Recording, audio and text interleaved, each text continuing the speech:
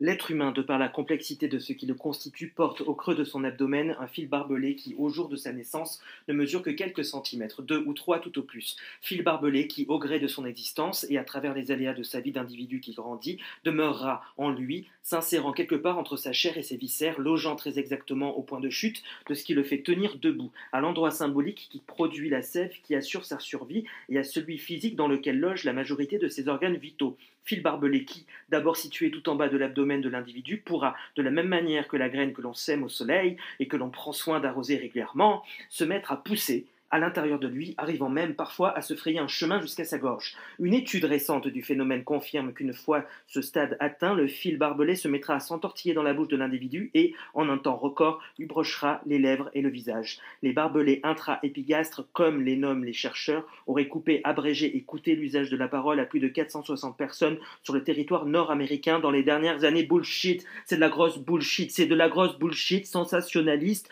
Une chose comme celle-là, on se dit que ça se peut pas pour de vrai, pas dans notre ville, pas dans notre ventre. On se dit que ça arrive juste aux bibliothécaires qui ont définitivement mis leur corps à l'index, puis qui n'ont jamais accepté de se faire tâter les archives dans des salles réservées uniquement au personnel, que ça arrive juste aux linguistes qui n'ont jamais revisité leurs onomatopées dans des gémissements de plaisir exponentiels, puis qui n'ont jamais mis leur langue dans d'autres pièges que dans ceux de Monsieur Grévis, que ça arrive juste aux actuaires, aux secrétaires, puis aux comptables qui ne se sont jamais rien fait scroller down en dehors des colonnes de chiffres de leur tableau Excel, puis que ça arrive juste aux biologistes, aux géographes, puis aux psychologues qui passent leur journée à analyser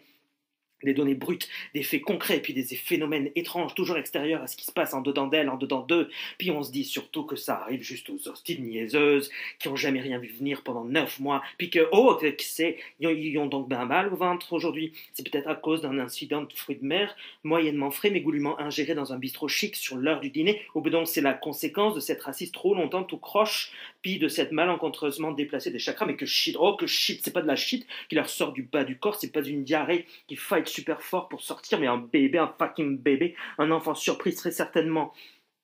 conçu autrement que par l'opération du Saint-Esprit d'ailleurs. Une chose pareille, on se dit que ça arrive juste à la crise de déconnecter de son enveloppe corporelle puis de son contenu, que ça arrive juste à la calice d'inconsciente qui s'est absurdement pas vu grossir de quelque part, durcir de quelque part, puis enfler de quelque part, mais à qui ça va quand même donner le privilège d'être interviewé à Ancêtre sans le savoir à Canal Vie.